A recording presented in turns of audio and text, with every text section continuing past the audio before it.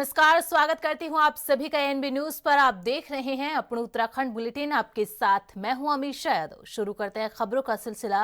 उत्तराखंड में धामी कैबिनेट की बैठक मुख्यमंत्री धामी की अध्यक्षता में की गई, जिसमें कैबिनेट मंत्री शामिल हुए। मीडिया से बातचीत करते हुए उत्तराखंड सरकार में कैबिनेट मंत्री प्रेमचंद अग्रवाल ने कहा कि कैबिनेट बैठक में 32 प्रस्तावों को मंजूरी मिली है और आगामी 18 फरवरी से होने वाले उत्तराखंड के बजट सत्र को लेकर भी बैठक में चर्चा की गई है।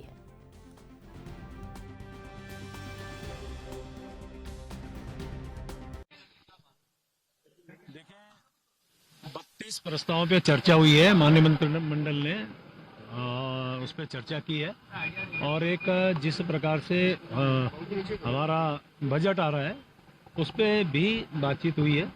क्योंकि आप जानते हैं 18 फरवरी से ले हमारा बजट सत्र आ रहा है, उस बजट पे भी हमारे उत्तराखंड में राष्ट्रीय खेल चल रहे हैं और 14 फरवरी को राष्ट्रीय खेलों का समापन होना है, जिसमें देश के गृह मंत्री अमित शाह मुख्य अतिथि के तौर पर शिरकत करेंगे। मीडिया से बातचीत करते हुए उत्तराखंड के मुख्यमंत्री पुष्कर सिंह धामी ने कहा कि राष्ट्रीय खेलों के समापन की तैयारी चल रही है और देश के गृह मंत्री अमित शाह इसमें शिरकत करेंगे। उत्तराखंड के खिलाड़ियों का राष्ट्रीय खेलों में अच्छा प्रदर्शन रहा। 25वें नंबर से आज उत्तराखंड 80 मेडल जीतकर 7वें स्थान पर है। इसके साथ ही उत्तराखंड के खिलाड़ियों के लिए अब उत्तराखंड में अच्छे मैदान है और अब उत्तराखंड अंतर्राष्ट्रीय खेलों के लिए भी तैयार है।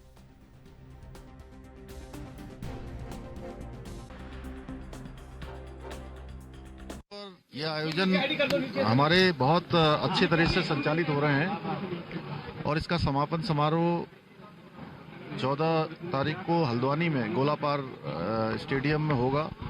उसकी सभी तैयारियां अच्छी हो रही हैं और ये हमारे लिए बहुत अच्छा है कि पिछले वर्ष जहां हमारा स्थान राष्ट्रीय खेलों में 25वें स्थान पर था, वहीं हमारे उत्तराखंड के खिलाड़ियों ने इस बार 80 के लगभग अभी तक मेडल प्राप्त कर लिए हैं और हम 25वें स्थान से 6ठे स्थान पर आ गए हैं।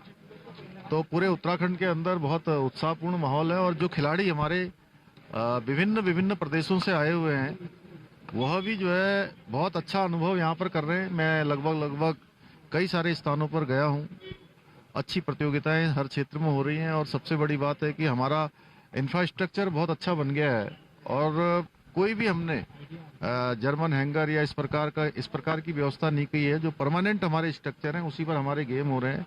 चाहे देहरादून में हमारी शूटिंग रेंज हो या हमारे राफ्टिंग की प्रतियोगिता हो, बेलोड्रम हो, साइकिलिंग की प्रतियोगिता हो या अन्य जो जितने भी गेम हैं सारे के सारे हमारे एक परमानेंट स्ट्रक्चर पर हो रहे हैं। और राज्य की उपलब्धि ये भी है कि इस बार हमें कोई भी गेम करवाने के लिए राज्य से बाहर नहीं जाना पड़ा है। पहले के समय में ये होता था कि जहां भी गेम होते थे कोई ना कोई गेम उनको बाहर करवाने पड़ते थे।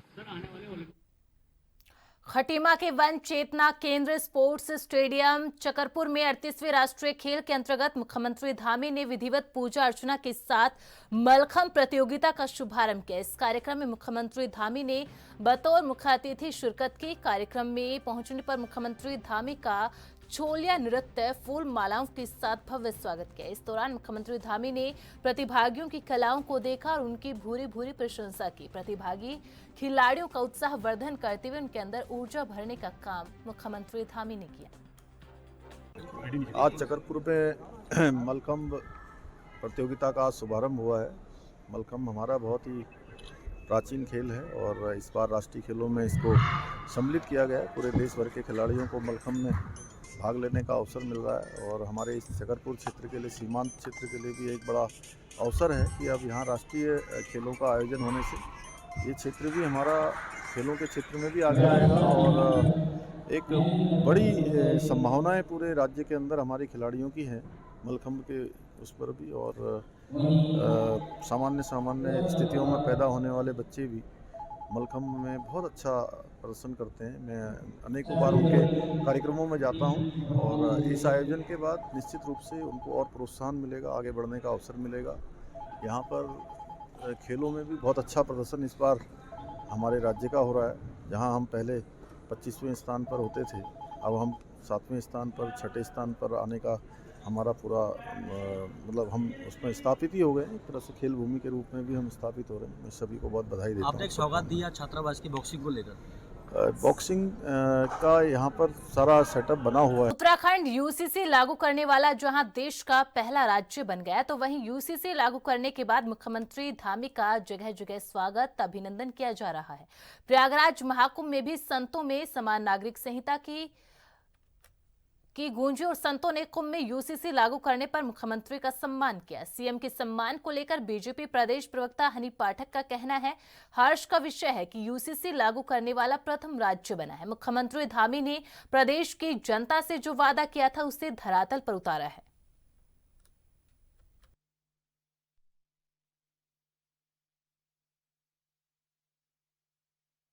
हर्ष का विषय है कि यूसीसी लागू करने वाला हमारा उत्तराखंड प्रथम राज्य बना है, जो कि हमारे यशस्वी मुख्यमंत्री जी ने जो वायदा किया था जनता से उसको धरातल पर उतारा है। और हमारे साधु संत गण जो उन्होंने उनको अपना आशीर्वाद दिया है, वह यह दर्शाता है कि वो कितने ज़्यादा खुश हैं यूसीसी को लागू करने के लिए, संस्कृति को समरसता की तरफ ले जाने के लिए, सत्य सनातन संस्कृति को बचाने के लिए हमारे उत्तराखंड प्रदेश में सभी धर्मों को एक कानून पे लाकर पिरोने में हमारे मुख्यमंत्री श्री पुष्कर सिंह धामी जी का विशेष योगदान रहा है। और निरंतर वो हमारी धर्म के प्रति, हमारी संस्कृति को जागरूक करने के लिए जो पहल करते चले आए, जिसमें शीतकालीन यात्रा हो, चाहे मानस खंड माला मिशन हो, चाहे आप धर्मांतरण कानून को ले ले, तो इस प्रकार से अनेकों कार्य वो कर रहे हैं, जिससे कि सभी धर्म के लोग और खास करके हमारे सनातन धर्म के लोग बहुत ही ज़्यादा खुश हैं। उत्तराखंड में चल रहे राष्ट्रीय खेलों का समापन 14 फरवरी को हल्द्वानी के अंतर्राष्ट्रीय स्टेडियम में आयोजित किया जाएगा, जिसको लेकर प्रशासन पूरी तरह से तैयारी में जुट गया है। जिलाधिकारी वंदना सिंह ने अंतर्राष्ट्रीय स्टेडियम के ऑडिटोरियम में सभी संबंधित विभागों के अधिकारियों को समापन कार्यक्रम की तैयारी में जुट जाने के निर्देश दिए। साथ ही विभिन्न विभागों के अधिकारियों को जो दायित्व दिए गए हैं उनको कार्यकुशलता से अपने कामों को पूरा करने के लिए कहा गया है।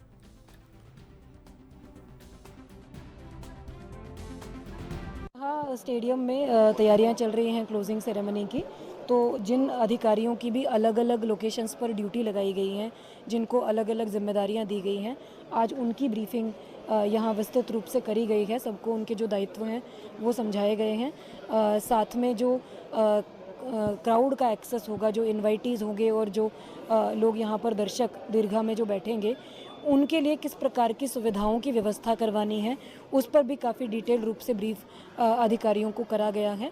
और इसके साथ साथ जो ट्रांसपोर्टेशन है, क्योंकि ये फ्री एंट्री नहीं होगी, इनवाइटीज़ की एंट्री होगी। वीआईपी, वीवीआईपी, मीडिया, सामान्य जो जनता है देखने के लिए, जो दर्शक आना चाहते हैं, विभिन्न क्षेत्रों से जुड़े हुए हमारे जो प्रोमिनेंट डिग्निटरीज़ हैं, खेल से जुड़े हैं, कला से जुड़े, उद्योग से जुड़े, ऐसे लोगों को जो है इनवाइटीज़ के रूप में यहाँ पर बुलाया जा रहा है। तो उनको किस प्रकार से जो है कार्ड का वितरण किया जाना है, क्या इनविटेशंस भेजे जाने हैं, वो बड़ा माइन्यूट हम लोगों ने ब्रीफिंग किया है हर एक पॉइंट पर। और क्योंकि फ्री एंट्री नहीं है, इनवाइटीज़ की एंट्री है, तो जो जनता देखना चाहती है, जो हल्द्वानी के और लोग जो स्टेडियम में आकर नहीं देख पाएंगे, उनके लिए अलग अलग स्थानों पर एलईडीज़ की व्यवस्था हम लोग करेंगे। और उसके लिए भी हमने जिम्मेदारियां अधिकारियों को दी हैं। उन लोकेशंस पर एलईडी रहेंगी, कोई लाइव उसका जो कार्यक्रम है वो वहाँ दिखाया जाएगा। एक हम बफर भी क्रिएट करेंगे जहाँ पर हम एलईडी के माध्यम से लाइव जो है वो दिखाएंगे पूरे प्रोग्राम को। बाहर जो जनता अंदर नहीं आ पा रही है उसको दिखाने के लिए पार्किंग की बहुत सारी फैसिलिटीज़ होंगी, शटल सर्विसेज होंगी। वो सब हमारे स्थान चिन्हित हो गए हैं, उनकी लोकेशंस तय हो गई हैं। वहाँ साफ़ सफाई, टॉयलेट, पानी, ये सारी व्यवस्थाएं अधिकारियों ने करनी है, तो उसकी ड्यूटीज़ भी तय करी गई हैं। तो ज़्यादातर हमारा होमवर्क जो है वो हो गया है। फाइनल जो फिनिशिंग टच है वो दिया जा रहा है सारी तैयारियों को। इसके बाद इवेंट मैनेजमेंट कंपनी स्टेडियम के अंदर अपना जो स्टेज है और वो सारी चीज़ें हैं वो तैयारियां शुरू करेगी। तो उसके साथ भी समन्वय करने के लिए अधिकारियों को लगाया गया। आगामी चारधाम यात्रा को लेकर उत्तराखंड सरकार ने तैयारी तेज कर दी है। चारधाम यात्रा को लेकर बीजेपी प्रदेश मीडिया प्रभारी मनवेर चौहान का कहना है कि उत्तराखंड की चारधाम यात्रा विश्व स्तर का आकार ले रही है। ऐसे में सरकार के द्वारा व्यवस्था दुरुस्त की जा रही है। मुख्यमंत्री धामी ने केदारनाथ चुनाव के दौरान स्पष्ट किया था कि आने वाली चारधाम यात्रा में जन सहभागिता के माध्यम से स्थानीय लोगों के सुझाव लिए जाएंगे। यात्रा से 2 महीने पहले बैठक की जाएगी, जिसमें सभी के सुझाव लिए जाएंगे। आगामी चारधाम यात्रा सुव्यवस्थित, सुरक्षित हो, इसके लिए सरकार के द्वारा तैयारी कर ली गई है। देखिए, भारतीय जनता पार्टी और भारतीय जनता पार्टी की सरकार उत्तराखंड राज्य की जो चारधाम यात्रा है, तो एक विश्व स्तर का एक आकार ले रही है। वो सुव्यवस्थित हो, सुरक्षित हो, इसके लिए कृत संकल्पित है। और आदरणीय मुख्यमंत्री माननीय पुष्कर सिंह धामी जी ने जब केदारनाथ चुनाव हो रहे थे तभी स्पष्ट कर दिया था कि इस समय जो चारधाम यात्रा होगी उसमें जन सहभागिता के माध्यम से जो यहाँ के स्थानीय लोगों के जो सुझाव होंगे उनको भी लिया जाएगा। और यात्रा से 2 महीने पूर्व हम इस चीज़ की बैठक करेंगे और सभी के सुझावों को इसमें शामिल किया जाएगा। तो निश्चित रूप से जो हमारे मुख्यमंत्री माननीय पुष्कर सिंह धामी जी का जो कहना है कि हम इस यात्रा को एक सुव्यवस्थित और सुरक्षित यात्रा जो श्रद्धालु होंगे उनको देने के लिए कार्य करेंगे और किसी भी प्रकार की कोई अव्यवस्था न हो, इसके लिए सरकार के द्वारा। उधम सिंह नगर जिले की किच्छा विधानसभा में प्रीपेड विद्युत मीटर का मामला लगातार तूल पकड़ता जा रहा है। बीते रोज किच्छा क्षेत्र की तमाम महिलाओं ने कांग्रेस विधायक तिलकराज बेहड़ के कार्यालय पर पहुंचकर मीटर लगाने पहुंची टीम पर तमाम गंभीर आरोप लगाए। विधायक तिलकराज बेहड़ ने कहा, पूरे मामले को 19 तारीख को आयोजित होने वाले विधानसभा सत्र में उठाया जाएगा। प्रदेश सरकार से मामले में जवाब मांगा जाएगा।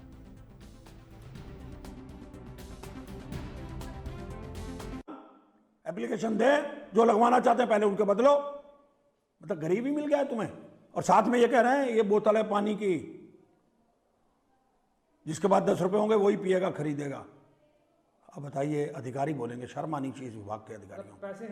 पैसे हैं तो बिजली जलाओगे, नहीं तो भरना नहीं। ये दिखाऊंगा, मुख्यमंत्री से पूछूंगा सवाल विधानसभा में सरकार से, क्या अब अधिकारी ये डरानेंगे कि पैसे हो तो बिजली कनेक्शन लो, नहीं तो मत लो। कर्जे में है सरकार, जवाब देना।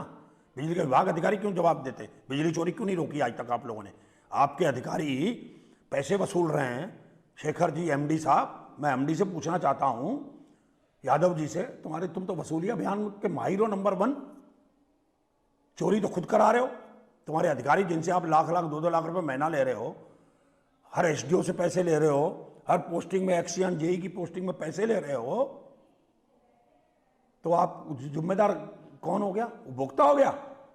भ्रष्टाचार तुमने फैला रखा है। विधानसभा पूछूंगा, लगा रहा हूं 310 में 19 तारीख को, कि भ्रष्टाचार तुम फैला रहे हो और कह रहे हो कि ये लगेंगे मीटर। चोरी हो रही इसलिए लगा रहे हैं। कभी कहते हो उनके ऊपर बकाया है, कैसे वसूला जाएगा, स्मार्ट मीटर लग जाएगा तो कोई नहीं वसूले। अभी तक तो तुम कह रहे थे चुनाव में रुद्रपुर के कि नहीं लगेंगे, अब आज कह रहे हो कि वो तो लगने ही लगने हैं। असली चेहरा सामने आ गया ना चुनाव निकलता ही। ऐसे किच्छा का चुनाव आएगा फिर यही बोलेंगे नहीं लगेंगे, अब तो लग ही रहे हैं। तो ये धोखा देते हैं, ये सरकारी धोखेबाज है। तो इससे लड़ाई लड़नी पड़ेगी, लड़ेंगे, पूरा प्रदेश लड़ेगा। देखो आज रामनगर में हो रहा है, धीरे धीरे लोग जागरूक होंगे, सरकार के खिलाफ सड़कों में लोग उतरेंगे।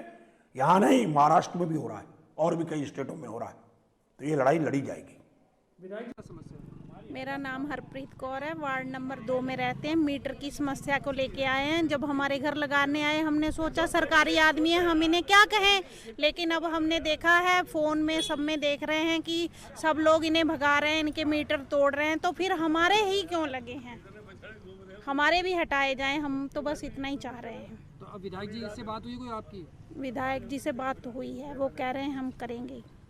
तो आप ये चाह रहे हो कि पुराने वाले मीटर लग जाएं, हाँ। नए वाले जो मीटर प्रीपेड लगाए हैं उनको हटाया जाए। और आज मैं सवेरे आई हूँ तो पता चला है कि मेरा मीटर लग गया और आस पड़ोस के कह रहे थे कि 10,000 रुपये जुर्माना भरोगे तब मीटर लगेगा। उन्होंने लगवाया तो उन्होंने मेरा मीटर भी तोड़वा दिया और मैं पैरों से चल नहीं पाती हूँ, अपाहिज हूँ और बच्चे आदमी है नहीं मेरा, पता नहीं कैसे घर चलाती हूँ कैसे नहीं चलाती। स्मार्ट मीटर लग गया तो मैं कहाँ से इतना बिल दूँ और मेरा मीटर पुराना वाला तोड़ा ही क्यों पहली बार। पुराना मीटर जमा करना चाहिए था ना वहाँ पे। और मैं आप लोगों से रिक्वेस्ट करती हूँ कि मेरा मीटर पुराना वाला लगाएं, मैं नया मीटर नहीं लगाना चाहती हूँ वहाँ पे। तो विधायक जी से बात हुई है, क्या आश्वासन मिला आपको? विधायक जी ने कही है कि आप लोगों ने मीटर लगाया है। मैं कहा विधायक जी मैं घर पे नहीं थी, पीछे से मेरे मीटर लगा के गए। अगर ज़्यादा होएगा मैं थाने में कंप्लेन करूँगी इस बारे में। तो जो पुराना वाला मीटर था वो इन्हीं लोगों ने जो मीटर लगाने आए थे उन्होंने तोड़ दिया? वाला जो नया लगा के गए उन्होंने तोड़ा है। और कहीं से भी लाइनमैन तो लग ही नहीं रहे थे कि वो लाइनमैन हैं। लाइनमैन वाला अलग आता है, रीडिंग लेने वाला, मीटर लगाने वाला अलग आता है। ये कौन थे जो आके जबरदस्ती मीटर ठोक के चले गए घरों में और 15-20 मीटर लगा के चले गए हैं गाँव में। आप लोग घर पे मौजूद भी नहीं थे? ना, मैं तो घर पे नहीं थी, 2-3 और बता रही हम भी घर पे नहीं थे। क्या नाम है मैम आपका? मेरा नाम स्वीटी है। और कौन सा वार्ड मोहल्ला है? सुनहरा फार्म आजाद। लौटेंगे एक छोटे से ब्रेक के बाद।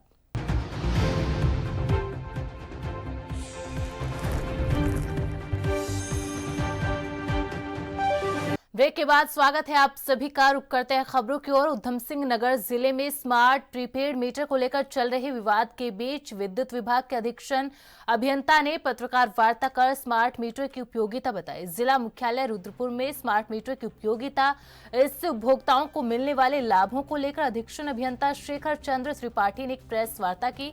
इस दौरान उन्होंने स्मार्ट मीटर की विशेषताएं, उपभोक्ताओं को होने वाली सुविधाओं के बारे में विस्तार से जानकारी दी।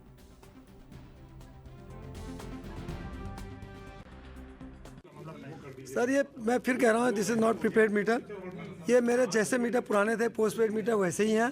फ़र्क यही है कि मीटर जो है मेरा स्मार्ट मीटर हो गया है। वो स्मार्ट तरीके से काम करेगा। जैसे आज के दिन आपका मोबाइल स्मार्ट तरीके से काम करता है, उसमें सारा डाटा आपका रहता है, उसी तरह से ये जो है स्मार्ट मीटर का सारा डाटा आपके मोबाइल पर रहेगा, हमारे पास रहेगा। उससे आपकी कोई भी प्रॉब्लम्स होगी वो हमें कन्वे हो जाएगी और हम आप तक पहुंच जाएंगे। आपकी कहीं वोल्टेज की प्रॉब्लम है, कहीं बिजली जाने की प्रॉब्लम है, मीटर ख़राब होने की प्रॉब्लम है, बिजली बिल जमा करने की प्रॉब्लम है, बिजली का बिल प्राप्त करने की प्रॉब्लम है, वो सब आपको घर बैठे बैठे मिल जाएगी। आपको बिजली का बिल जमा करने कहीं लाइन में नहीं लगना पड़ेगा, कोई आपके घर पर नहीं आएगा रीडिंग लेने के लिए। मीटर रीडर का इंटरवेंशन ख़त्म हो जाएगा, घर बैठे बैठे आपको सब सारी सुविधाएँ मिलेंगी। It is called smart. अभी आज की डेट में तो नहीं है इसमें मेरा जवाब, क्योंकि भविष्य देखिए ना, भविष्य में क्या होगा ये मुझे नहीं पता। क्योंकि मुझे भाई देखिए ना, भविष्य में कई चीज़ें नई नई चीज़ें आ जाती हैं। भाई आज कल आप मोटरसाइकिल में थे, आज आपकी कार आ गई, तो कई चीज़ें बदलती हैं। पहले मेरे पास वो वाला फ़ोन था मोबाइल, आज मेरे पास भी स्मार्टफोन है। तो भविष्य का नहीं कह सकता, आज की डेट में it is as a smart meter. हानि हो सकती है इसमें फैसिलिटी है। अगर आप चाहें कि मेरा प्रीपेड कर दिया जाए, आपका प्रीपेड कर दिया जाएगा। जो नहीं चाहेगा उसका नहीं किया। भविष्य में नहीं अभी तो मैं कुछ कह नहीं सकता। नहीं, जबरदस्ती हम नहीं कर सकते ना, इसलिए नहीं कर सकते। प्रीपेड का मतलब है कि आप पहले पैसे जमा करोगे तभी तो प्रीपेड बनेगा। ऐसा तो नहीं कि आज कोई योजना नहीं है, तो फिलहाल ये एज ए स्मार्ट मीटर ही काम करेगा। पहले इस योजना को हम पूरा कर लें, और चीज़ें तो बदलते रहती हैं समय के साथ साथ। भविष्य के बारे में अच्छाई की बात करें तो आएगा, आपका बिल आपको नहीं मिलेगा अलग से, आपको मोबाइल पे मिलेगा। बिजली की लाइन पे नहीं लगना पड़ेगा, आपको क्वालिटी की बिजली मिलेगी। वोल्टेज कहीं कम होता है, आपके घर का फ्यूज जाता है या तो आपका हमारा स्टाफ को ऑटोमेटिक इन्फॉर्मेशन मिल जाएगी, वो उसको सही कर लेगा। ठीक है, और आपके ट्रांसफार्मर फूकता है तो आपको मेरे लाइनमैन को ढूंढने की ज़रूरत नहीं है। और डाटा 24 घंटे आपके पास है। आप घर से बाहर जाते हो, बाई चांस आपका एसी ऑन रह जाता है या गीजर ऑन रहता है, आपको पता लग जाएगा। आप अपनी बिजली सेविंग इससे सीख जाओगे।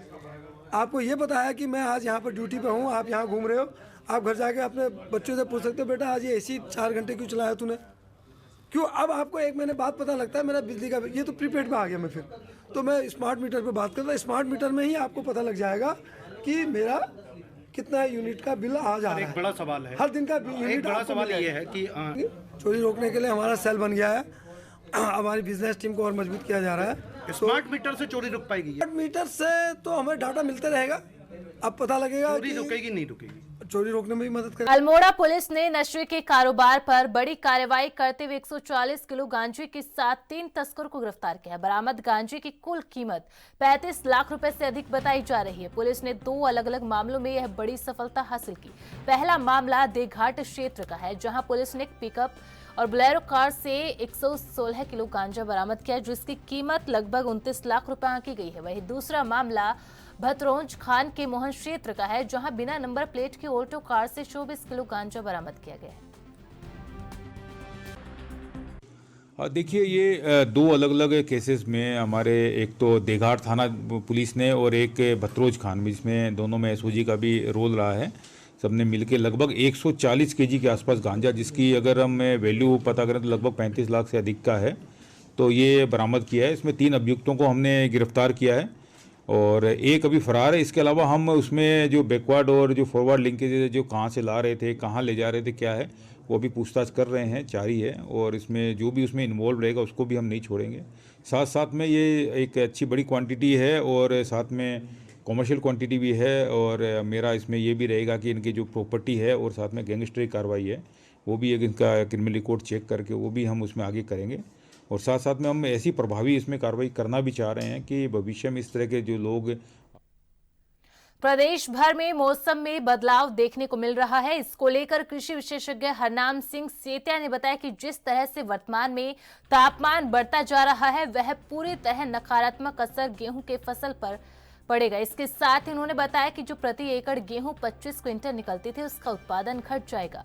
यह उत्पादन 50% तक गिर सकता है। यह 12 से 15 क्विंटल प्रति एकड़ हो जाएगा, जो कि किसानों को आर्थिक क्षति पहुंचाएगा। किसानों को सलाह दी जा रही है कि पोटाशियम अथवा पोटाश का छिड़काव 400 ग्राम प्रति 200 लीटर में प्रति एकड़ में करें और स्थानीय विशेषज्ञों की मदद लें। जो प्रभाव है, एकदम गर्मी शुरू हो गई है और इस बार ख़ास तौर पे अपने ये तराई एरिया में उधम सिंह नगर में जो बारिश है वो 66% कम हुई है और खेतों में नमी भी कम हो रही है और ऊपर गर्मी है और इसका असर ये पड़ेगा पैदावार पे। जहाँ 25-26 कुंटल पैदावार होती है और ऐसा अगर मौसम बना रहा और बारिश ना हुई और टेम्परेचर कम नहीं हुआ तो पैदावार में बहुत प्रभाव पड़ेगा और किसानों के लिए बड़ा इस वक्त जो है परेशानी का सबब बना हुआ है। और अगर यही मौसम रहा तो पैदावार जो है 25 कुंटल वाली आके 15-16 कुंटल पे ही आके मिल पाएगी। इसी तरह का सलाह या छिड़काव जो आप किसानों को देना चाहें? इस वक्त थोड़ा किसान जागरूक है, खुद भी आ रहा है दवाई। बुलेटिन में फिलहाल इतना ही। आप बने रहे एएनबी न्यूज के साथ। नमस्कार।